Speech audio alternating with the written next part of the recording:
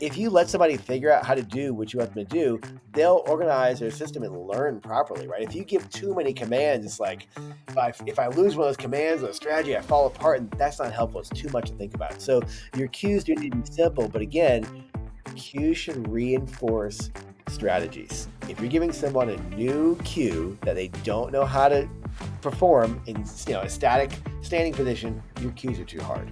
Very lucky to have Jay Dicharry on the Run DNA podcast episode this time.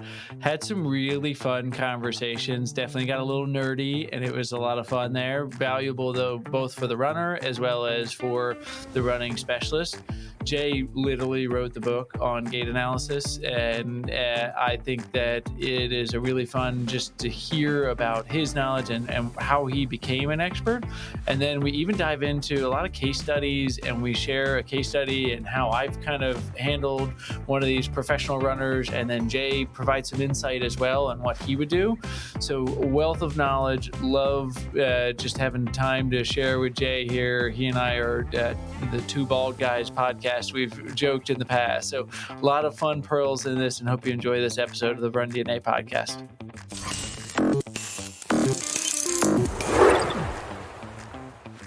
Hi, everyone. Doug Adams here from Run DNA podcast, and I am very excited for today. This is a little bit of a reunion of the Two Bald Guys podcast here. I've got Jay Dicharry on here. Very excited. Jay and I have gotten to know each other over the years, and he's just a wealth of information. So I'm going to give a little introduction to him, but we've got some really fun things to dive in and talk about. I think if you're involved in the running world at all, you probably know Jay, or at least his books and the work that he's putting out there. He really built his reputation as an expert in biomechanics when he was at UVA as the director of the speed clinic at University of Virginia. And this is where he started to blend some fields of like engineering and physical therapy and biomechanics and put some things together that has really led to some he literally wrote the book on running. So it just his philosophy on that with Running Rewired and Anatomy for Runners. These are books that I recommend to all of my athletes just to understand themselves better and get some exercise recommendations. So I think he's gone on, and he's the creator of Mobo Board, which is something that we have here at my clinic Omega Project and something that we have all of our athletes use. I think it's a great one. And his Mobo Board site has great exercise instructions and some really good ideas. So as well as publications. I mean, I could go on here. He's faculty at OSU for the PT program. Definitely somebody just a wealth of knowledge. And I want to jump in, and Jay, add anything that I forgot or so. But something Jay and I have never talked about. I'd be really curious, just his days at UVA, and really, what was that like, and how was that when you were really designing some of the things that now you really are putting into play in your career? What was that time like, and what was the most helpful things for you? And I'd love to learn more about your time at UVA. Yeah. First, Doug, thanks for having me. It's great to get Two Bald Guys together again. I think, when I look back, and it's kind of funny, right? We had this, you imagine, people talking about their graduating class. Mm-hmm. A bunch of us at that time at University of Virginia talk about our graduating class, even though we're like employees, right? But we had just the most absolutely amazing, incredible collaborative environment between tons of departments. Like, it was literally, I'm going to totally sound like a dork and a nerd saying this, but it was all you could ask for in the realm of sports performance biomechanics at the time. Like, everybody was totally centered on how can we do a better job. There was no ego game going on. Like, I was by far the dumbest person in the room.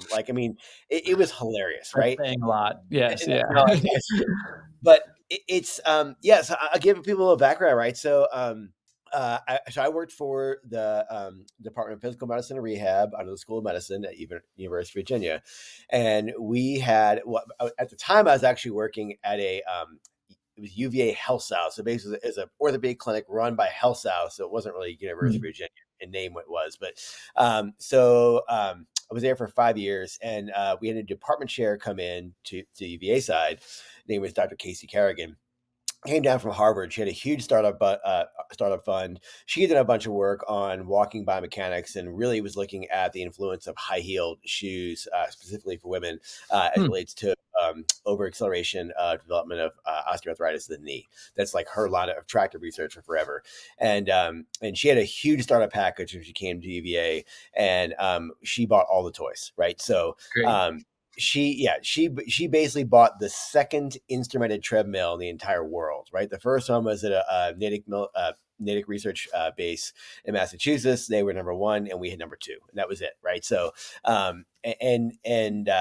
had a motion capture system. We had, I mean, literally every single toy in the whole world. Like, I cannot tell you how many researchers from all over the world came to visit our lab, right? It was like the gold standard of let's make a sports biomechanics lab. Um, and it was done right. Like all the little details. Like, when you read a study and you watch about, people ran over ground, like the problem with an overground study is you're always accelerating and then you're decelerating. And like I was Right. talking to some of my students the other day, like these studies that come out, when you look at the method section, you look at how data was captured. Are you really at a steady state running velocity or not? Right. So all those little details matter. And we actually took into account those things. We designed our lab, right? You want to do Hmm, running cutting studies, you have to allow people distance to accelerate, distance to decelerate, right? Crash yeah. mats to hit full speed, right? These little details matter. And what instrumented treadmills allow you to do is get steady state data, right? So you can have Right. people run at a specific velocity, and you can change velocity, you can change the incline, the decline, all kind of stuff, right? So our treadmill went from flat to positive 25 degrees to negative 25 degrees, Oh, and cool.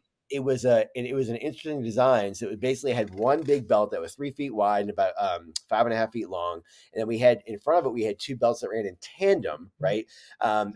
So you get walking gait, because when you on a force plate, you can't capture 2 feet on one belt. You have to be on different belts. Yeah. So we could Yeah. use the different. We had three belts moving in tandem the whole time. Well, two in tandem and one behind Yeah. in parallel, right?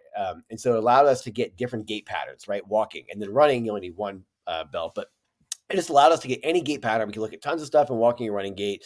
We had all the tools, and again, I always tell people I can give you the best, tools in the whole world. If you don't know how to use them, you can't do anything, right? So, Right.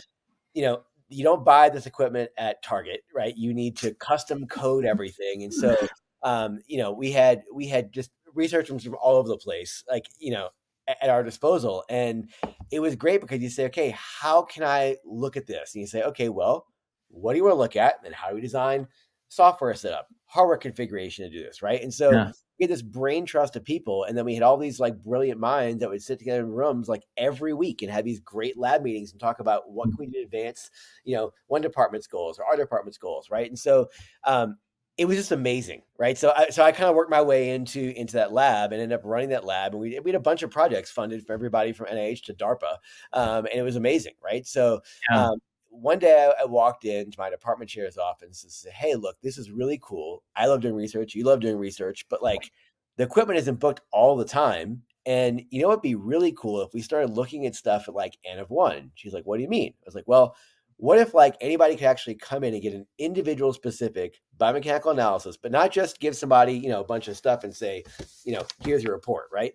We've Yeah. actually go back and take that data and correspond it back with a musculoskeletal analysis, and then like correlate clinically what we can measure with biomechanic data, right? And then what rises to the surface." And she's like, "What do you want to measure?" And I was like, "I don't know." Everything and anything So until I new. Yeah. figure out what's important. It Yeah. was so new. So I went to I'm not kidding when I say this. I went to the library and I just stayed there for like 4 months, and I read every single article out there, right? And, try to try to establish some type of system, right, of things we want to look at, how to look at them, how I want to measure, how I want to filter these things, right? And so I'll be honest and say, like anything, right? There's trial and error at first. And so Yeah. our first year or so, it was a lot of kind of going back and forth on how we massage algorithms and how we look at breakpoints and how we filter data and so forth like that. But after a while, it's like stuff started to become pretty interesting, Hmm. and we started to get very confident in our methodology. And some of the stuff we use for research, we actually use for individual aspects. So like taking some of the data points, and some of the stuff we did was new ways to categorize systems, right? Building new models to look at how the foot works, build different models to look at different types of gait abnormalities, right? And so it was an amazing time. Like it literally, you had all the toys you wanted, all the people you wanted who were smart enough to build these things, and it was just an amazing time in relationships and building a system. And I learned more than I ever had. I probably somebody joked. They said you've probably forgotten more than most people ever learn about gait analysis, and that's in that time probably period. true. It's, it's because I was just in it, right? Just Um, living and breathing it there. I mean, that like anytime we have experts on here, I talk to anybody that's like an expert in their field. I mean, the things that stand out from your story are like curiosity and community and mentorship, yeah, and as we have people looking that want to stand out and be an expert, it's like you have to just have that curiosity. And, I remember when we were developing the coursework for Run DNA and we were developing all that stuff, it was the same thing. There was like, I remember getting up at 4:30 a.m. for 5 years in a row, 7 days a week, and just reading articles and living it and doing it. And you have to have that like period of curiosity, but there's so much that you learn. And I think we get along well for many reasons, but like that same kind of thing of that curiosity is like, I don't care about being right. I want the truth. Like, I really want to know what's going on with this and why that helped that person, not just what can help them, but like why did that help that person and what can inform it. So yeah, um yeah. It's interesting too, right? Like you talk about, you know, the blending of the worlds, right? So in clinical mhm, terms, we talk about a cluster of tests, and we kind of talk about, yeah, I kind of see this, I kind of see that, and like yeah, that's not helpful, right? Like, when we sit in yeah, lab meetings and talk to with our teams and, like, they're a bunch of biomedical engineers, right? And biomechanical engineers, and, like, when you say, "I wanna measure this," like, "No, what's the break point?" Like, "Where's our thresholds? What's a yeah, yes? What's a no? What's inclusion? What's an exclusion?" Right? And even the whole research paradigm, I tell my students right now, like, the cool thing about research is, like, you may not go down the research track, that's fine, but this is gonna force you to think objectively, right? And set hmm, thresholds on where things are gonna be yes, where things are gonna be no, where does someone sit on a continuum, right? And how do we kind of get break points in our decision process? And like, if you can get, I tell my students, if you get to a point where you can start to make flow charts in your brain every day, you start to develop systems, right? All the yes, to tie us together, all the dorky research on master clinicians and thought process goes back to, can you objectify your thought process and do you do things the same way every time so you don't miss things, right? And so I think it's a valuable exercise for anyone listening, even if you're not yeah, in this space at all. Try and objectify your brain, right? Like, find a mind mapping software. I'm going to put a plug in. I get nothing for this. yeah. Called InShort, InShort. It's an I haven't used that I one. think it's Yeah, like $20. It's cheap. yeah, But it's a desktop app, and it literally allows you to wireframe any type of decision process you want. And all you people who think, "Oh, I can do this," go wireframe yourself out. If you don't want that, just get a piece of pen and paper. But like, think about some clinical assessment you yeah, use and graph out the entire thing for me, and then take a pseudo patient and imagine if you could actually not be there and just make that algorithm you just wrote, that hmm, wireframe, run them through your entire diagnostic evaluation and your treatment algorithm and see if that passes muster. Because that's what we have to get to in a research setting or a biomechanics lab type setting, right? And yeah. you will really learn a lot about yourself and kind of, again, call your own bluff. Yeah. And then, like, I love that. And I would say, when you're ready, and once you've figured that out, the next step is try to teach somebody it. Right. Because then, if like I always say, you don't really understand something, and you can have an idea in your head, and it makes sense in your head because there's all these like subconscious connections we don't realize. When you put it on paper, the holes become widely apparent. Yep. Then when you try to explain it to somebody else, then it's like gaping holes there that you're like, oh yeah, what would happen in this? Like, so it's like the whole see one, do one, teach one kind of thing, but it's like see one, write it down, teach it. There is huge because I think we should.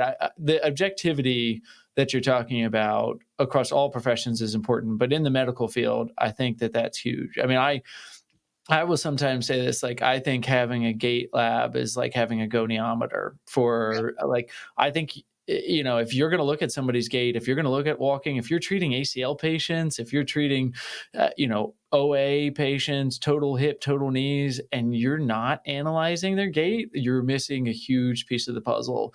And I know a goniometer and a gait lab don't cost the same price, but they are essentially the same level of, you need to be looking at the objectivity to make sure that you really are getting those results that you think you are, because expertise is developed by constantly getting feedback and being able to get that. And when you have, like, what you were doing every day was getting feedback at UVA every single time, like that worked, or oh, we set this threshold here, but the last 5 people have been above that, but they're pain free. Why do we need to change the threshold? So And yeah, yeah. and like, it's interesting. I wrote a commentary recently for someone on this idea behind, are you evidence based, right? And Mhm. my kind of give a spoiler for the article. Your patients don't care, right? Your patients want to get better. And so I think evidence-based practices guide our thought process for sure. Yeah. But what having tools allows you to do is to establish, again, data points. You're coming in today with these signs and symptoms, performance limitations, or maybe you just want to see where you are in the world, right? Like, just Right. get some reference point. And then as we do things, is the needle moving in the right direction? Yeah. Because while research guides our thought process, the person in front of you wasn't in the study that you just read yesterday, right? They No. don't fit that exact inclusion criteria in that same demographic. So, when you're talking about things like, people say, oh, posture doesn't matter. Okay, well, let's say no, posture does matter. Your posture establishes a reference point. Yeah. Gravitational force basically falls somewhere in that line. The way you move dictates the mechanical demand. You can't tell me posture doesn't matter, right? And Right. posture, and we can measure this, right? So Mhm. can you modify positions that affect gait? 100%. Yes. This is not, so let's get our mind out the gutter of the social media idiots, right? And talk about reality. Yeah. You can modify things, and it might be a time you want to temporarily decrease things. It might be a time you want to change form. It might be a time you want to increase tissue capacity or increase movement skill, right? Like, where does your approach fall in that window? And are you seeing things move objectively in the right direction, right? And that's what these tools allow you to do, and that's what your patients do care about. People say, "Hey, I saw you, whatever X number of weeks, months ago, right, for an assessment. Let's come back in again and today and see, did I actually make things better, right?" And that's where I want most clinicians' thought process to be. How can I find that? It might just be a dynamometer, it might be a goniometer, it might be a gait lab, right? Whatever tools you Right. have, but make yourself more accountable for the things that you're doing. Because the days of, I kind of see this little wiggly thing you do when you run, that's not helpful, right? Like, that's not going to give you information. It's not going to give your patients confidence things are moving in the right direction. 100%. I mean, I did this little thing the other day on another podcast, PT Pinecast. They do like 60 Yeah. seconds of PT or so. And he asked me like all these questions. And I think I answered test retest for like half of the questions. Like, what's the biggest thing that could improve in the profession? Test retest. Like, what's the thing you would tell a young professional? Test retest. Like, you have to be able to show your value and your work and to learn. I mean, it's not just about what you're showing the patient too, but it's also about how you're improving your skill set. Yep. And if you don't have the objectivity, you're not improving that skill set. And along the evidence-based lines that you said too, I'll challenge people. Maybe we'll get some comments on this here. I'm sure people will have something to say here. But name any research-backed method, evidence-based method that didn't start with clinical expertise. Totally. It Like, is yeah. on the spectrum of evidence-based practice.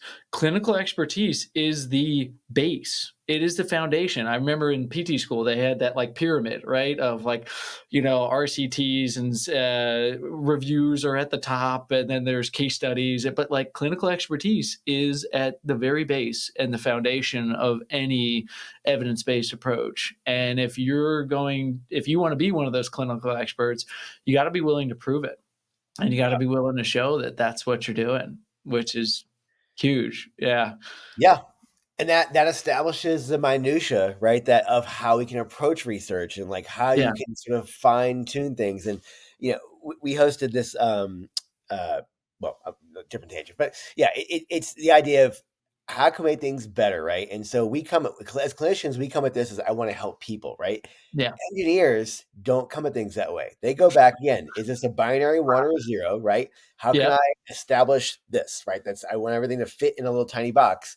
And we need to work together to talk about how we can actually arrive at those things, right? What decisions and thought process influence where those thresholds are, and that's Hmm. why we need to work together. And that's what we had at UVA. And like, it's funny. I actually talked to two of my old coworkers. One's now a dean down in South Florida, and one's on faculty up at Ithaca University. And we're just talking about different things. Like, we had some interesting questions, right? We never really kind of answered. Like, we should probably write a paper on this and like push things out. So it's like, those questions never die, right? And I think it's the thing. It's like when you talk about building a good team, you're never content, right? Like, I No. think you and I both share, like, if you say, what are we doing today?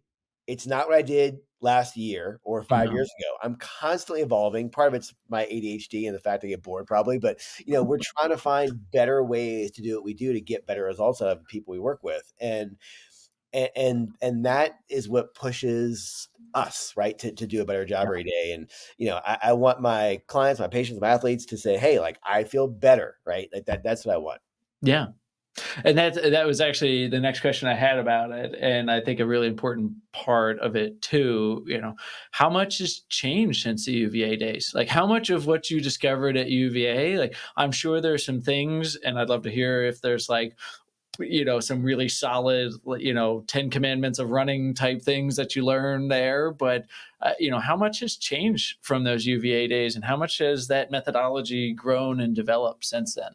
Yeah, so let's take this two ways. I'll do the boring one first. People want to talk about the gait lab stuff for sure. I mean, I think that before, there weren't many options for gait assessment, right? I mean, you had to No. have, unless you showed up with two commas, you weren't at the table, right? Right. Yeah, nowadays there's lots of systems that are research systems which cost literally a quarter what we paid for back then.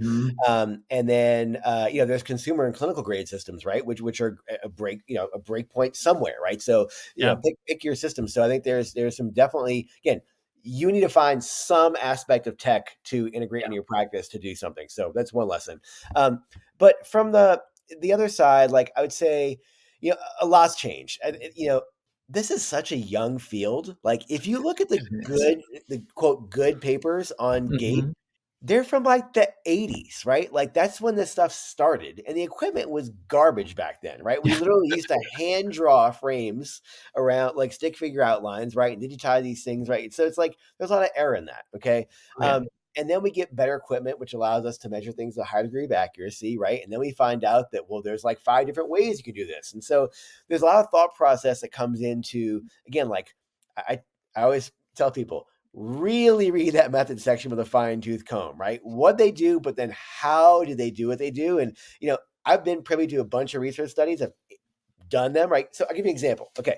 So, super simple. So most of you listening probably use a Y balance test in your clinic, right? So Yeah. what we're doing is you're basically standing on one leg. We're having someone reach forward, reach diagonally back to contralateral side, and diagonally back to ipsilateral side, right? You measure distance. Okay, that's a Simplicity, great test. Yeah. widely used test. Okay, so my students using this right now to look at a number of aspects on people with chronic ankle instability cope over time as compared to the healthy limb, right? So, in last year we did a study looking at what has a greater influence on dynamic stability, intrinsic foot strength versus hip rotation strength, and we can talk about that Mm. if you want. But we Mm. use the same Y balance test, right? So everybody out there does the Y balance test. Now, there are two primary ways people do this test.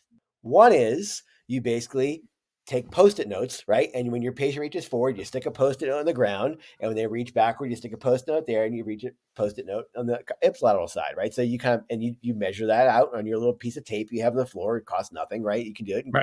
great data. The other way you can do this is by using an FMS screen stick, right? Which is basically Mhm. standing on this little thing, and you push the blocks forward, push the blocks diagonally back, and diagonally back to opposite side. Now, those are both accepted ways to do this test, but there's one huge difference between those two strategies. One of them, you're freely reaching as far out as you can in front of you. The other one, Mhm. you are having a tactile cue, pushing a block to reach forward, pushing a block to reach diagonally back to each side, right? Those are Visual feedback. Yeah. visual, well, but a tactile Yeah. feedback, right? Oh, yeah. Yeah. And so those are completely different metrics, right? And so people say, I use the Y balance test. Well, how did you do the Y balance test? Those are very, very, Mhm. very different strategies, right? And people say, oh, it's all the same. It's not the same, because look at all the studies in Y balance tests, and papers use different, different styles, right? So you cannot compare the ones that give you a proprioceptive cue, tactile feedback, from the ones that don't, right? Those are not the same measure of proprioception. Proprioception is Right. sensory feedback, right? You see the distance, right? But you don't see the quality of movement. So we Hmm. also instrumented this test. We actually put IMU sensors on the pelvis to measure center mass obliquity and also rate of center of mass change as somebody does a wide balance test. So we're trying to get into, again, a more specific way to look at how someone controls stability as they reach, right? And Oh, so yeah. I just put this out there as a way to say, we're constantly trying to ask better questions on how someone can assess the way they're moving so we get better outcomes, right? So, when you talk about what's changed, a lot's changed. I'm constantly trying to Right. throw bullet holes in every single thing we do and say, I don't like what we did here. I don't like what we did here. I want to change the way we did this, right? That's what we're trying to do to make things more robust and more specific. And then, on um, the bigger picture, what's changed? I mean, a lot's changed. I think that again, let's call it on bluff, right? Like if you look Yeah. at what I wrote in Anatomy for Runners, the standard of care, let's talk about fascial mobility, right? Was that we were, mobilizing tissue and breaking up scar tissue. And there's still some people who say this today. That was just sort of thought back in this is 2005, Mhm. 2004. Okay. We know now that collagen has 10 times its tensile strength of steel, right? When you do a little soft tissue work in someone, you're not breaking up scar tissue, right? You are probably down regulating neural tone, right, through some aspect of pressure feedback, and you may be doing some type of, just by feedback or some type of, proprioceptive cue, right? I mean, we don't actually know, right? We don't. Right.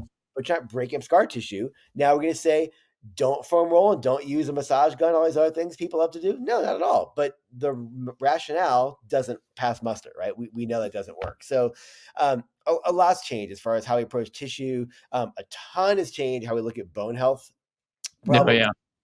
and tendon problems, right? So I have a second edition in one of my books coming out in about a month, and I completely rewrote a whole chapter on like updates in bone and tendon changes because bone stress injuries and tendon health issues are huge, right? In endurance sports athletes, and um, you know running and progressive increases in volume are not the way to fix these, right? Like, No. people say, oh, don't do too much too fast too soon.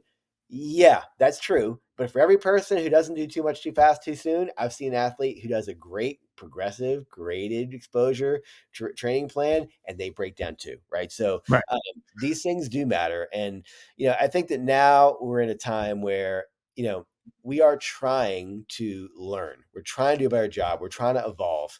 And yet now we've got all these experts out there just throwing opinions left and right and huge followers because they're, 20-year-old with abs doing Right. social media posts. And, it's a lot of noise and it's hard. I mean, it's hard to find the truth and weed through the things. And, you can't do in a 60-second Instagram reel, which you really want to get across. It's impossible, Yeah. right? So, it's challenging to get the right information in front of people today and again then tie the specific information that you as an individual need and you as a clinician, like what is your patient presenting with and how can I get the rate limiting steps in front of me, right? So a ton has changed and this is great. Like if we talked again in 10 years, I'd be like, man, we were stupid back then. Like Oh, yeah. Yeah. we'd Yeah, be can you calling our believe bluff. in 2024, we didn't know this about bone health and Totally. nobody was taking this, nutraceuticals or, it's like, "Oh, Yeah. sure, great." Nobody knew. Yeah. But you have to work on the best that you can, right? Like, I Right. love this message, and, I think what you were talking about and something obviously I'm very, all in on is a systematic approach to addressing some of these things because then you grow and evolve the system. I'll be the Yeah. first one when you need to change it. It's you got to be able to adapt it. But if you don't start with some type of system and some type of best available evidence, whether you're creating your own, whether you're learning from other people, then get a system, evolve your system, grow it over time, and that makes all the world a difference of how fast you'll learn. And then we got to share it too, right? And I think that that's what's getting better is that we are able. It used to take, I don't know if this has changed, right? But did you ever read the article that it takes 17 years for a research publication to become standard of practice? I haven't read that, but it's probably true. Yeah. Yeah, and it's like maybe X or Twitter or whatever it is maybe reduced it to like 10 years or something. Who knows? That's not a study at all. That's just a speculation. But still, it takes forever for this to be common practice. And that's why, like I love to talk to the people that are forefront, the books you're redoing Running Rewired right now, right? You're doing yeah. Great book for like if you don't the first edition, awesome. Second edition, I can't wait to see it as well here. But seeing just you talked about bone health and tendon health. I mean, there's just been a steady flow of really interesting research about that. If you've been paying attention over the last 5 to 7 years, I think there's just I know I've changed a lot of my thoughts on about it. I think one of those old things people used to always think is, the micro trauma and thinking, well, what about the pull the bone on the actual on the bone there? And that's the muscle. The muscle pull on the bone is really one of the primary things that makes those bones susceptible to these injuries. So it's not just the impact, it's the impact in a state where the bone is already weakened because bone is really good at compression, but it's not very good at tension. Oh, yeah. So those things are things that we are learning, and that informs you to say, hey, yeah, we need to take care of the soft tissues, and we need to look at this. And you can't just say take 2 weeks off and then gradually return to your activity, like the example you were given. If you're not getting to the root cause, we have, I don't think I still have this graphic up here, but from another show, we talked about the unique runner injury profile. Everyone has a very unique injury profile as a runner of why they actually got injured. And our job as trusted running specialists, medical fitness side there is to really try to figure out which aspects of their profile need to be addressed most. Right. And where can we, I know you're very big on this too, that we've said you need to be fit to run, not run to be fit type thing. And I will let you go on a whole soapbox if you want on this here, because I love your perspective on it as well. But like, we can't just run and expect to stay healthy and to see good performance with it. Yes, I mean, I tell you what, I'll do something to kind of tie a lot of what you just said together, right? So Yeah. let's say someone comes in with a stress fracture, right? And so they Yep. come in, and so again, like talking about progression, right? The old us would say, "Oh, we have a stress fracture.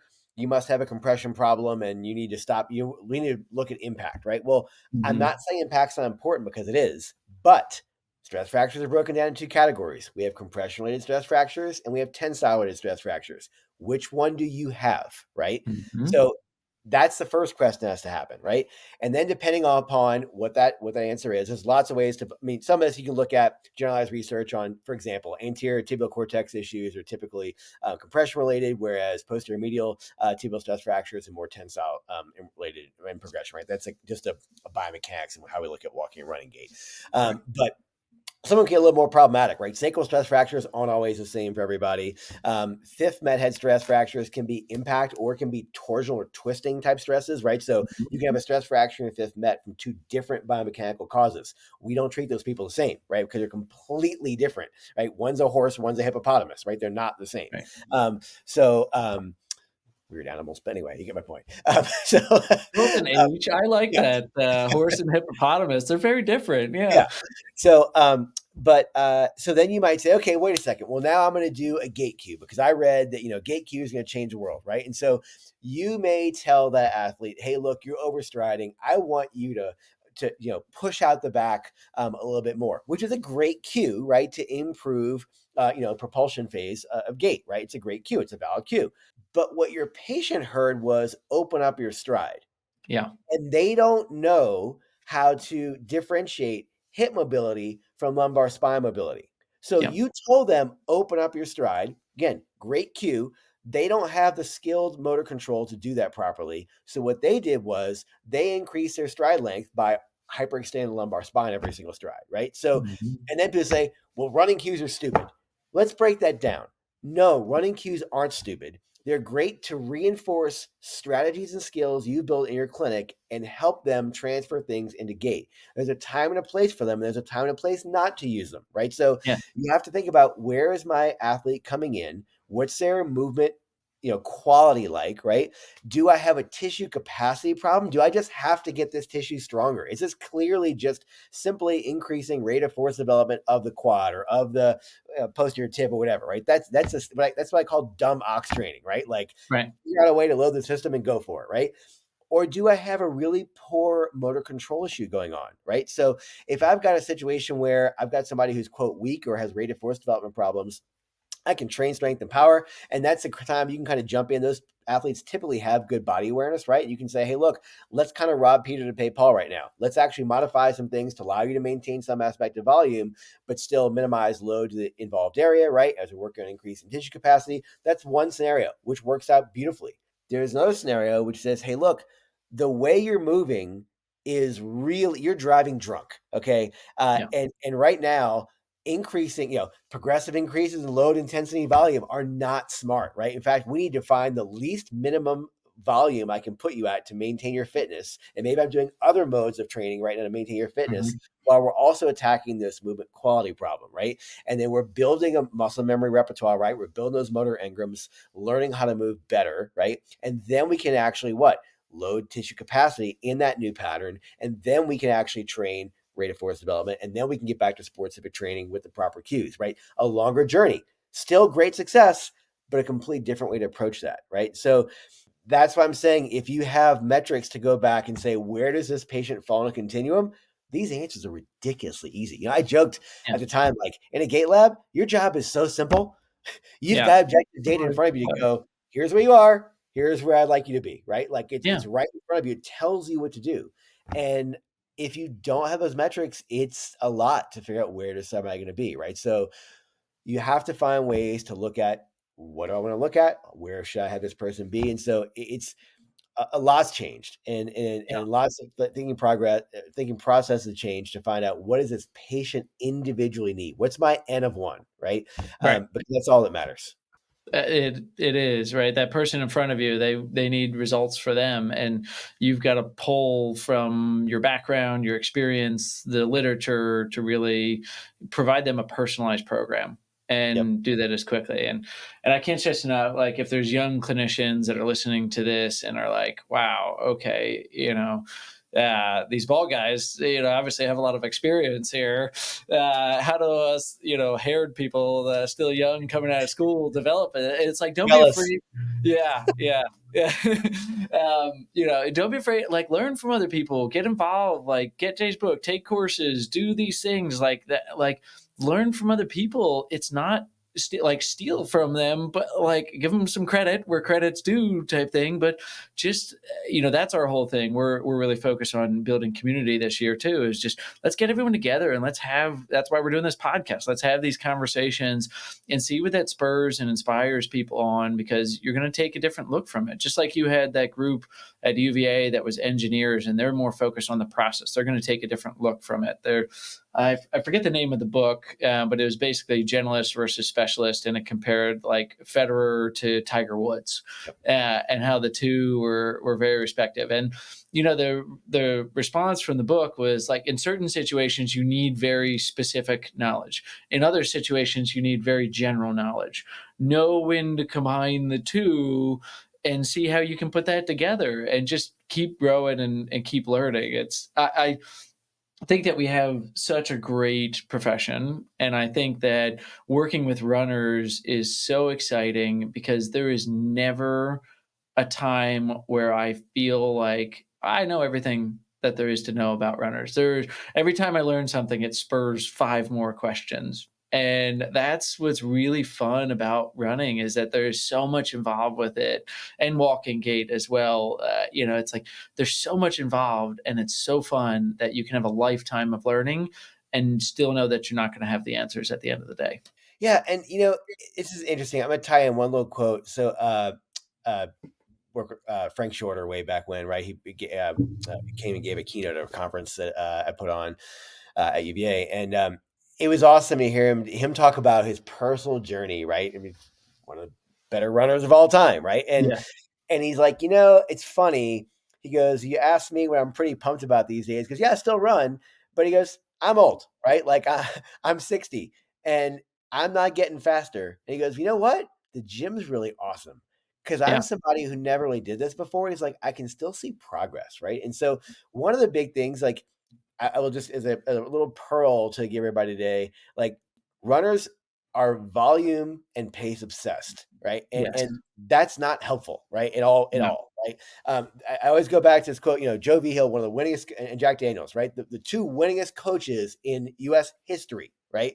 Produced more world championship gold medals than anybody else. If you ask them, how many miles a week does someone need to run to go to the Olympics to win a gold medal? And they will tell you as least miles as it takes. There is no standard to say you have to run 80 or 120 miles a week.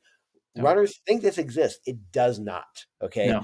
It will tell you quality trumps everything. Right. And so I'm constantly trying to get my runners to reframe the idea behind progress as quality, right? Not just quantity. Okay. Yeah. And so what type of numbers can you hit in terms of your speed work? Because like that's a great quality metric, right? Like how Mhm. fast can you run before your form breaks down? This is not a simple question to ask, but if there are certain metrics that you're working with your patient, like, hey, I want you to focus on this, right? This might be something you're doing audibly, visually. It might be a gait analysis tool. It might be something you're measuring in your clinic, right?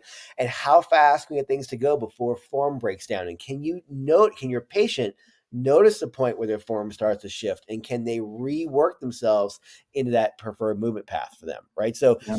these are type of things I try and get my patients to focus on because they can see progress and everyone loves progress, right? And so when you can put your focus on the right things, that's really helpful, right? And that's how you get this stuff to stick.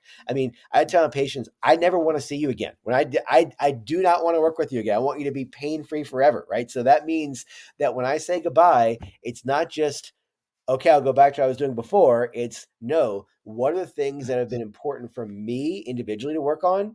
And how can I make sure I carry those goals and strategies forward as I go to progress? And that's what we're looking to do, right? We just want to change people and put the focus on the right things that they actually need. Exactly. Yeah, minimum effective dosage is Yep. something I have been all about, and exactly what you talk about there. And this actually transitions to my next little like case I wanted to talk to you about there too. It's like quality over quantity, and I think it's really hard now because Strava, social media, everyone, even the pros, are watching the other pros and seeing what they're doing. And you're looking, and the recreational runners, if they're going to do a 5K and their buddy, they're like watching what they're doing. They're like, oh, they're doing a 10-mile long run. I need to do a 10-mile long run. And it's not the same, and everyone's different. And you have to figure out your own formula of what that magic formula is that's going to keep you healthy and performing well. And that's the fun of the sport. And you have to be willing to take a step back sometimes to take two steps forward. So that's a really important message. I have a quick random story to share here. This Yeah. is one of the things that like there's moments in your career kind of stick with you, right? Like I was at track one day with a handful of athletes to work with, and two of them were Olympians. One was an All-American, and like they're just crushing splits, right? Like just, Yeah. I mean, and it was a community workout, so anybody could show up and do. It was other people doing workout in the track too that day, and I laughed because after workout, like my athletes on the floor, kind of just doing some mobility work or whatever, and people walked over, were talking to him. Oh, what type of shoe you in? And I like these shoes, and those shoes, and asking all these gear questions, right? And like clothing things, and like. And one of them turned to me and said, if these people had any idea how much hard work it takes to run splits like this, I think they just quit. Right. And so we're attracted to the shiny stuff, right? Like Quick that's fix. not where the magic happens, right? The magic happens in, hey, if you want to run these type of splits, I have to show up ready to absolute crush my VO2 max workouts, right? With this amount of intensity and like 100% concentration. And if you can't do that, everything else just crumbles down, right? And so it's that mindset of like, can I put the ultimate aspect of quality into those key workouts that really defines who wins and who doesn't. Yeah. And the other thing is it doesn't happen overnight either. Oh, Running progress is measured in years, not in even weeks. yeah. You do a 16-week marathon training program, you're just really tuning up some of the fitness that you've developed over the last 2 or 3 years. It's Totally. not how you develop the fitness. No. So things take a lot longer. So yeah, along those lines, because as you could hear, Jay works with some of the top athletes in the world, but also just regular recreational runners as well. So it'd be really interesting to share kind of this case. This is and see your thoughts on this, and hear maybe some practical like takeaways and how you look at patients and consider those things. But this person's a sub 4 minute miler, sub 13:25K runner, history of chronic Achilles issues bilaterally, right, worse than left most of the time.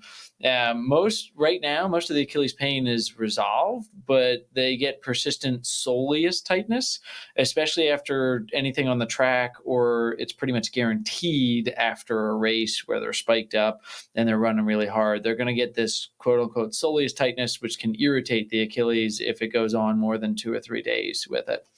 So, just some of the objective findings. There's a lot of objective findings, but some of the more relevant ones, and let me know if you need other ones here. But limited mobility in talar joint, navicular, like midfoot kind of mobility.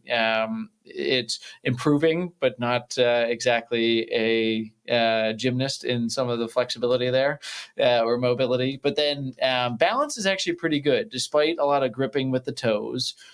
He's been doing some heavy slow resistance for gastroc soleus, as well as just soleus raises in a variety of positions to help engage the glutes a little bit more. When he does like a soleus raise in a bridge, it looks, like a church revelation moment there, lots of shaking going on.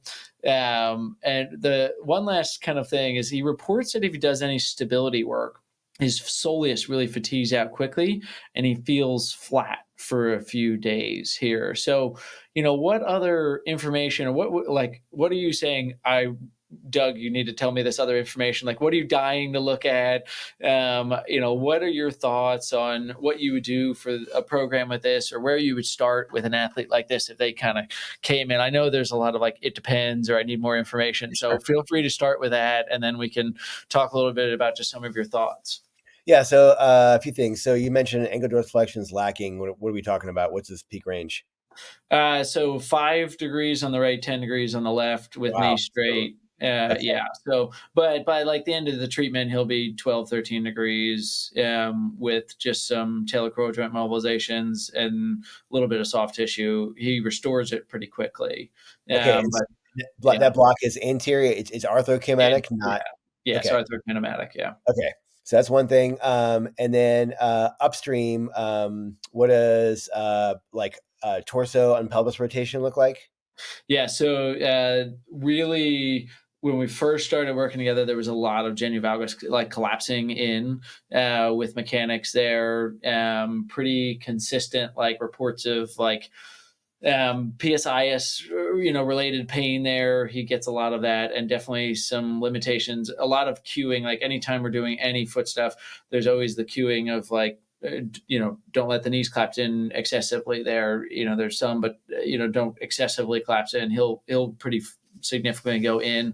Hip rotation isn't bad actually from an arthrokinematic standpoint there. Like soft tissue wise, he gets pretty restricted in some mobility thing, especially like glute attachment at the IT band is always just a hot spot for him, and he has trouble controlling some of that. But I mean, the first time we ever had him like jump or do anything, it was like knees, hard knocked together, and now he's got much better control over it, but it's still conscious at times for him.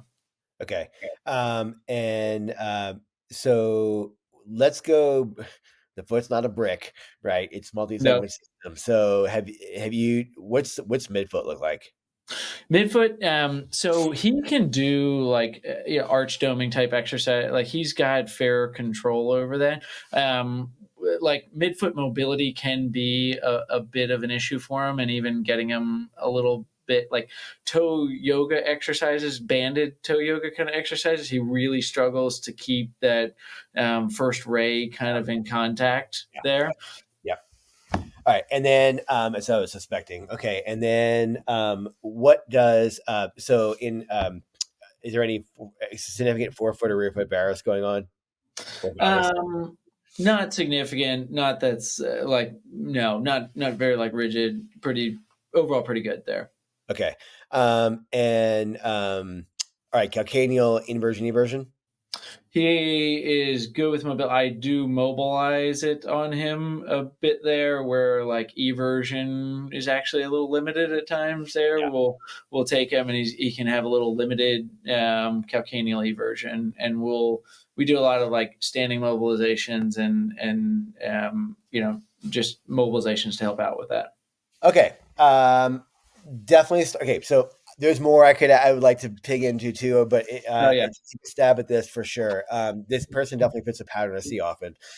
So what this person's doing, like you said, they're good at doming, right? And they're Mhm. long flexor dominant. And so a few things are happening here. One, when you run, you're supposed to be able to progress center of mass over the foot, right? So if Mhm. he's got limited dorsiflexion, right? So you have three options. One is you can cut your push off short, right? You can Yeah. spin out, or you can spin in. Actually, four options. Or that hypomobility at the ankle can basically cause what? Increased mobility within the midfoot, right? So Mhm. these people typically don't want to let that happen. So what they do is they basically dome up when they actually lift their first met up off the floor and they run way on the outside of the foot, right? And this leads to can lead to a forefoot supinatus type situation where a bunch of soft tissues underfoot are sort of shortening, adapting, and you get stiffness through the cuboid, the fourth and your fifth metatarsals. So I'd Yeah. spend some time checking those to see if those are mobile, Mhm. and see what that looks like. If that can get that individual to flatten out the first ray of contact just in standing, right? Just stand single leg. Yep. I typically have people say, "Hey, look, don't tell them anything. Just stand on one leg, and where do you feel your weight? Right? Is it more on the outside of your foot, more evenly split across the med heads, or actually falling to the inside and literally falling in? Like these people actually fall over sometimes, right? So this person sounds like somebody who's probably going to be a lateral foot type person, right? Because Mhm. their compensation is to wobble on the outside, and when you put a shoe on them, they can sort of roll off the outside. But when you make this person work their foot, right? They start to get calf problems because they lack dorsiflexion, right? It's trying to basically push the foot further down, but then they're trying to use long flexors to grip and curl up again. That's not going to work. And so let's talk about something biomechanically which doesn't get near enough attention. Um, Excited if for that. so if you invert your rear foot, the transverse tarsal joint will what? Mhm. Drop down to give you Yep. first ray contact. If Yep. you evert the rear foot, your transverse tarsal joint's going to rise up and lock out and become rigid. And so when Mhm. you combine the fact that from mid stance and a push off, this person is likely lacking dorsiflexion at their ankle, as we said, right? That's Yeah. going to cause the rear foot to what? To basically to basically move into more everted position, right? Which Yep. makes the midfoot want to drop, right? That's going to lock out the tarsal joint. That's going to cause them to again like have only two options: either A, fall in visibly, right? You'll see it's actually very pronounced, or B, just roll off the outside of the foot. So we've got to do work to allow to improve the calcaneal eversion, right? To let that first met head settle down, okay? And as we go from mid stance in a push off, remember your heels off the ground at this point in time, right? That rear foot needs to be able to adequately move from an everted position to an inverted position, and at the same time the foot torsions, right? It twists itself to get that first ray purchase, and that's going to happen from again controlling that rear foot eversion mobility. So what I Mhm. would do with this person is basically I would do a few things. From a mobility standpoint, I'd keep working on ankle dorsiflexion. They need that. Mhm. I'd probably have them doing some type of self mob before each run at the ankle. Mhm. I would mobilize fourth and fifth and cuboid, right? See if what that does in terms of that contact point.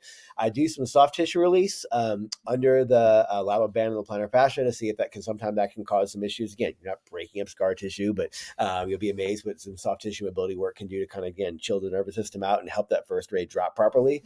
Yeah. And then I spent a lot of time in static everted training with these people. Mhm. Okay. So everted position is going to force load over to what? Over to the first met, right? And they're going to have, Yeah. so now they're in this diagonal position. So when I'm in that diagonal position, it's going to make me, yes, have to press down, but also have to target my abductor hallucis, right? To Yep. drive that first ray into abduction and depression and build that arch strength back up.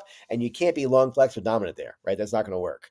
Yeah. Um, I spent a lot of time working everted positions and doing kind of kettlebell pass arounds, right? So in an everted position, take a 10-pound kettlebell, right, and just have him pass it from left hand to right hand to left hand for like 3 minutes. Okay, his foot will probably be on fire. And the thing is, there's no mechanical.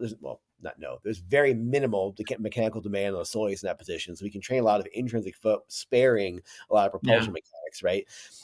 And I would probably do some Mobo stuff, but I don't want to make this commercial for Mobo. But He's doing Movo stuff. I can tell you that. Not uh, yeah, he's doing that. Yep. yeah. So on the Mobo, I do two things. One, if he's doing Mobo, if he's doing calf raises on Mobo, okay. Again, there's a cutout for little toes, so as you push off, you can't use that gripping strategy, right? It's going to cue him Yeah. to push off. But there's exercise I call foot screws. I literally started doing these just for these type of people, right, who tend to kind of have this imbalance in foot torsion. So Mm. the way you do a foot screw, you don't need a Mobo or anything for this, by the way. Just you need something, something to hold on to. Yeah. I'll guide you through it. You can, if those of you listening home can do this with me. So you need to stand on both feet. Okay, so we're going to start bilateral, standing both feet, and I want you to feel, again, you should do all your manual work or soft tissue work. You need to get even contact with the bed heads across the floor. You may have to actually take your hands and tactily cue the patient to evert the rear foot, right? And that's okay, right? But to invert the rear foot, okay? So you may passively guide them into inversion, keeping first ray contact down. That's a critical thing here because remember that foot needs to torsion, right? If this alone is too hard for them, cut a little piece of TheraBand, stick it on underneath the right first met and underneath the left first met just to force them to have to drive down, right, to get that tactile cue. But you're going to have them invert the rear foot, rise up onto toes like doing a calf raise. Once they're in their not peak position, let's say maybe 50 degrees of plantar flexion, right? You're going to now have them actively evert the rear foot, Mm. then actively invert the rear foot back to where it was again, and then come back down and then Mm. relax. And that's one rep. And so what you're doing is you're training the idea behind foot torsion with propulsion mechanics, right? To build a pattern of, can I actually keep my first ray grounded and stable as I'm trying to invert and evert the rear foot? Because what happens is during propulsion mechanics, again, I think my hypothesis is your patient's spinning off the lateral foot and not able to get things properly loaded through the first met. And then when you have them do exercises, they're like, I can do this and just grab long flexor dominant. And that's basically causing the calcaneus to what? Evert, which is putting Yeah. in Achilles and the soleus in a longer position and causing more strain. That's why they're feeling sore after. So I probably would go that route for right now and see if that gets you any improvement. That's awesome. Yeah. Yeah. That's great. That's the manual, as you said, was literally our last treatment together here. So that made me feel good. It's like that's all we did actually that whole time. But I really like that exercise because it is going to help them to train it. Now, so I'm a big gait guy here, right? Like, what's the gait part of that? Because mobility and ability or mobility and stability are not ability, right? So are Right. we just looking to increase the capacity of this, or do we cue as well? Yeah, for sure. So I would say there. All right. So well, I'd say this falls under the skill and movement category more than anything Hmm. else, more than Yeah. a capacity issue. Yes, you can always improve capacity, right? You can always improve Right. that. But from the gate cue standpoint, there are a few things you can try. First of all, like where are we in the realm of overstride? Are we okay? Are we, because again, with like limited dorsiflexion, sometimes that contact point gets kicked forward a whole lot. Has significantly improved, Okay. but there is still, on the most affected side, tibial inclination is the last thing that we just can't, like, his overall strike from center of mass is reduced, but he's still in a bit of like a flexed tibial position there, so that he's more like the foot landing further out in front of him with that, what our system calls like tibial inclination flexion. Yep. He's at about 5 to 7 degrees, depending on the speed. As he goes faster, it gets a little higher, as opposed to 0, where we would like him. He's at about 5 to 7 degrees. Okay. So what you can do, there's a company called Stroops that makes little elastic band stuff like TheraBand, and they used to Yeah. make these things. I still have a pair, and they don't make them anymore. It bums me out. We can do the same thing with Coban. Okay. So what you're going to do is you're going to take Coban and just make a little cuff around the Okay. calf, just below the knee. Okay. Then you're going to Okay. take another piece of Coban, and you're going to basically loop it from that top. So you make a little circle around the calf, right? So it's an anchor Yep. point. Then take a piece of Coban, and basically you're going to anchor at the top and then have it come down all the way to the laces in the front of their shoe. So you're basically creating a little dynamic AFO. That makes sense. Okay. Okay, you put a Yep. little tension on there, and That if you have assist in the tension it dorsiflexion for people exactly. following along that aren't seeing our hand motions here. This Yeah, one yeah, yeah. you might want to watch this one too instead of just listen to it here. We got lots of hand motions going Yep. on here for people listening to the podcast. Yes, so the co-band is basically giving a dorsiflexion assist, right? It's trying to pull Yeah. the toes up, okay? So Mhm. when you pull the toes up, right, what you do is you kind of change the geometry of how that foot swing occurs in front and center of mass, right? And so Right. if you pull the toes up, that's going to have the leg spring mass for all my dorky biomechanic people out there, but it's going to bring that contact limb closer to center of mass at contact, right? So I would use that to see if you can, again, get shin angle is what you're trying to do. You're trying to bring that Mhm. shin angle more vertical. So I would try that, number one. And then number two, so again, we don't talk about just sagittal plane loads. We also have to think about what happens in terms of diagonal Transit loads, right? from yeah. Yeah. Because foot isn't a frontal plane joint, right? You got Yeah. those joints are in lots of different axes. So, or conjoint axes. So, the other thing which can help, and you have to be careful with this one, but once your athlete gets good at getting first ray grounded, you can have them cue to basically land, and this is subtle, but try and get them to basically evert just before landing. Okay. Mhm. And what that's going to do again, they're used to kind of reaching and almost like pawing at the ground, right? To try and get that stride length. And if you Yeah. have them cue on slightly evert in the rear foot, okay, again, so this is where your everted training comes in, right? So again, we don't use gait cues in isolation. You Right. spent time doing everted pass around. Patients can actively do that little that foot screw exercise, right? They know how to mobilize and actively control rear foot on forefoot. Now you can start to give that cue in a gait. See if you say, hey, look, try and evert just prior to contact, right? That will also cue the foot strike closest in our mass.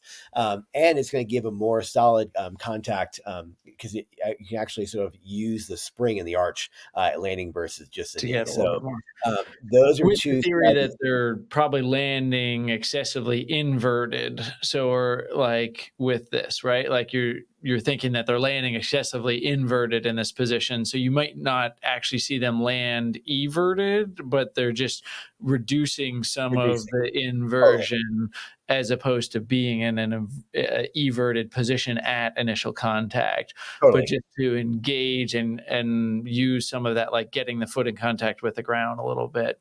Yeah. Yeah. Yeah, so Yeah. yeah, these people typically the gripper is usually right lacking dorsiflexion. They're Mhm. extrinsic dominant. They're going to get some additional stride length by reaching forward a little bit, with a positive shin inclination angle, or Yeah. you say negative in your system. Sorry, when do you say? So we use flexion and extension. So Okay. it's like a flexed tibia position. Yeah. Yeah. Which Yes. is So positive. yeah. Yes. Yeah. Positive Positive. tibial inclination angle, Yeah. right? They're going to have a little bit more inverted rear foot, and they're going to basically have more plantar-flexed ankle, right? So you're trying to bring that into less inversion, right? And Yes. then dorsiflexion, right, to bring that foot contact closer to the center of mass to kind of use those strategies you built into the gait. Yeah. And I would try that for sure. I never thought about it this way. I've always thought about the mitered hinge aspect of the foot and the tibia as from the foot up.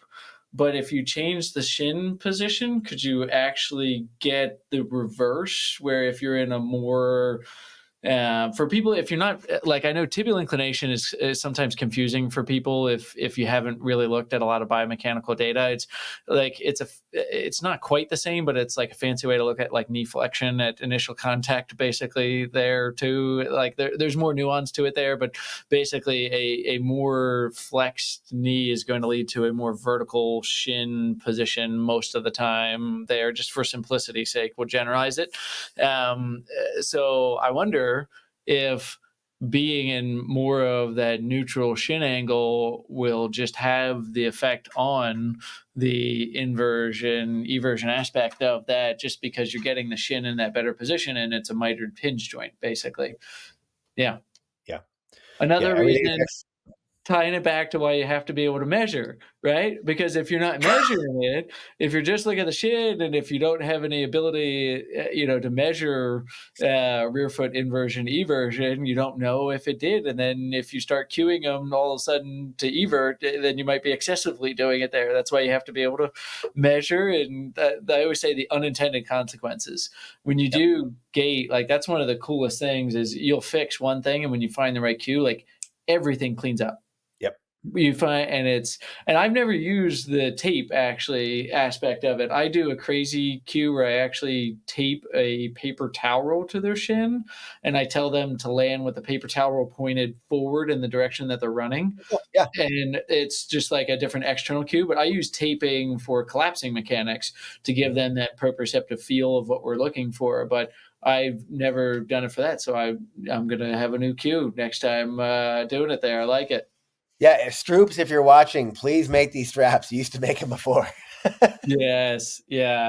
Were those called the gate right? Were they, or No, what was the they were called like Stroop's ankle straps or something. But yeah, they were basically it was a neoprene cuff with just a little yeah, Velcro strap around it, right, to give you a cuff at the top. But again, this is top of the shin, right below the knee, and they had just a TheraBand with clips on each side, yeah, just basically little clips in. So it was a clip on top, and basically you just would go from the top one, right, and you clip it down to the front lacing of your shoe, right? Just give you a yeah, little bit of dorsiflexion cue.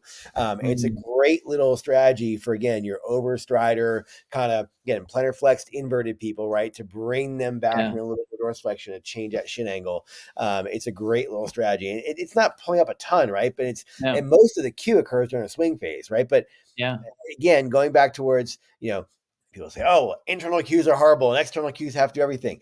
They both have a place, right? The more right, you can give someone an environment where they can mhm, feel things differently, the more I can shut my mouth and let them feel yes, things. That's how they learn, right? So if you're saying 4 words, that might not be the most helpful strategy versus if you're actually giving them something they can feel. Wow, I'm feeling my foot get pulled up a little bit right, more every single stride, right? And go run miles. Like this isn't something you yeah, do like in the clinic. Go run a few miles and come back and say, hey, how do you feel? Right.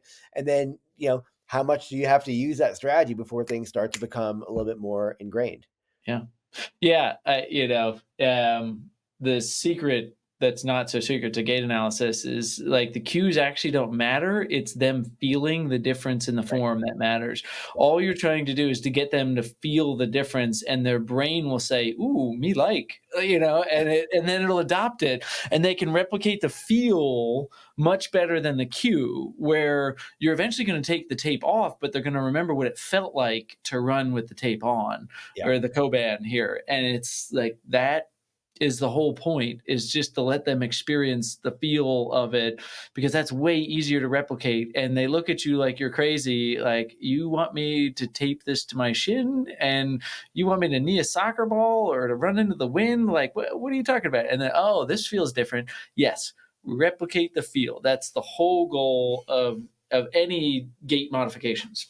Yeah, I mean, again, so two examples of that here, right? So you can use audible feedback, right? So I'm going back forever ago with our system, right back at UVA. But if we had a patient come in one time, I remember distinctly because I made a case scenario about it. But the first time I had ever done this, thought it was cool. But I basically set limits on his hip internal rotation, right? And every time he hit a certain target, I basically played a tone. I said, "Hey, Yeah. run! Don't hear the bell." Right? That's all I told him. I don't want to tell him do this. Just figure out how not to make the bell ring, right? Yeah. And basically he just figured it out. He's like, the bell's annoying, bell go away. He figured out how to control rotational position of his hip. Super simple, right? Visual feedback I use all the time. I'll show patients a graph. I won't tell them Yeah. what the X and Y coordinates are. I'm like, say, hey, do me a favor, shift this curve this way, push it that way, make Yeah. it go on this side of the line, right? Yeah. I don't care how you do it. Figure out how to do it, right? They figure it out and they come back and go, oh, wow. Like I had a patient, this was a loading rate patient. She was a case study I teach with often, but she had the highest loading rate I've ever measured of any patient in my entire lab. She was a Yeah. 12-year-old girl who weighed under 80 pounds, right? And all I told her was make the graph go down, right? Yeah. And she ran that way for like 15 minutes and she left. And she came back 2 weeks later. I said, "Hey, run again." Right. And kids are great because they're so plastic, right? They can learn really easy. But she came back in like she was like 92% as good as she was when I showed her the real time feedback 2 weeks prior. Right. So it's like if you let somebody figure out how to do what you want them to do, they'll organize their system and learn properly, right? If you give too many commands, it's like if I lose one of those commands or a strategy, I fall apart, and that's not helpful. It's too much to think about. So your cues do need to be simple, but again, cues should reinforce strategies. If you're giving someone a new cue that they don't know how to perform in a static standing position, your cues are too hard. Yeah. Yeah. It's fun. This is just what makes it so fun. I mean, what you're just talking about, the live biofeedback. I mean, that was the thing when we were building our system, that it was just focused on the analysis for the first couple of years we had it. And then all of a sudden, like, a light bulb switch, and it's like, oh, the gait retraining aspect is actually the real value here. Like, it's cool to see it, but then just all, like, it makes it's not cheating, but it's cheating. I just put my finger in and be like, don't let this line hit my finger. And then they're like, oh, that's what you wanted me to do. Got it. Okay. It's like, it's fun. It's just fun to nerd out and do that stuff. I can't believe this is what I get to do for a living, but we're fortunate. Yeah. So yeah. Jay, this is awesome. I always learn something every time I talk to you, and I can't wait to read the new book here. I'd love to see. I think Jay, hopefully you can see from this conversation, has a really great ability to not just understand some of these complex things, but I think he does a really good job of then putting it into actionable steps where we say, hey, here's what you need to do. And that's why I wanted to do the case at the end here, just to see Jay's brain about how you say, okay, there's all these complex things we talked about, and the test for test and the measure and those things, but hey, here's what you got to do.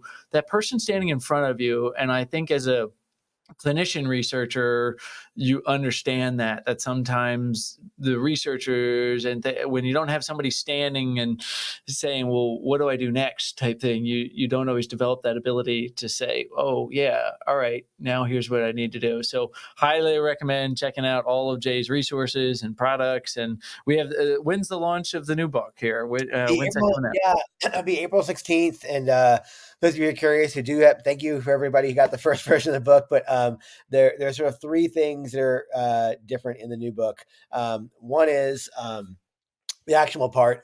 Some people said some of the exercise routines took a little bit too long. So some of those are reorganized a little bit. All the precision workouts are actually the same. But the performance workouts, I simplified some things so they'll take you less time. And they were reworked to still give you like very targeted progressive goals. That's one thing. Again, there's a whole new chapter on basically building better parts, right? And that's really, really, really important. Again, the first edition was targeted towards a skill. There's still tons of content on that. But then, we get into building better parts and specific strategies, interventions you can do to increase tendon health and bone health, and not just doing sets and reps, but talking about how fast those reps are and why the speed of each rep matters if you're trying to bias different tissue, right? And then the third thing is, a lot of people are confused on like I thought I had a pretty good recipe as far as like when to put these workouts and how to structure them, but lots of questions over the years on like, well, I'm this and I'm this and I have this going on. So I put a bunch of scenarios out and said, hey, look, if you're a master's runner, here are some ways you might not bias things versus as far as when you're doing these workouts in conjunction with your physiological training. And then if you're an age grouper, right? If you're a weekend warrior, how to kind of bias things and as far as what you need. So I try to make it a little simpler. There's some case scenarios changed, some different things. So hopefully it's a more actionable product, right? I tell people, thank you for reading. I don't care if you read it. I care if you do it. So if you put that in practice, you will greatly improve your resiliency and durability. Actionable books are the best ones. So yeah. Well, Jay, thank you for all you do for the profession. Thank you for being on here. What's the best way if people do want to like follow you more or get a hold of it? Like, what's the best way to learn about like your book launches and things? Yeah, I'm I'm not the best on all these things. But yeah, you can follow Mobo. It's mobo.board on Instagram. I simply put most things there. You can also follow me. I'm just Jay Dicharry Instagram. And then you can also go to anathletesbody.com. I haven't updated that in a while, but I'm going to start putting more stuff on there. And then moboboard.com as well. So between all those, and I try and put things in the Mobo Board newsletter. It's 100% free. It's not Mobo Board stuff. I share interesting things on different type of diagnoses, different type of skill building, how music affects motor learning, all kind of different things, just to try and get better things. You can sign up for free at moboboard.com website. So thanks. Nice. Jay, appreciate it. Thank you so much for being on, and hopefully we'll have you on again here. I think there's a lot of things we could go down, so appreciate the time. Such a good chat, Doug. Thanks. Like what you hear? Leave a review of the show wherever you listen, and don't forget to subscribe so you never miss an episode. Run DNA helps runners and running specialists through education and technology to identify each runner's unique injury profile to avoid setbacks and maximize results. The Run DNA podcast is produced by Ace Running LLC. The Run DNA podcast is intended for educational purposes only.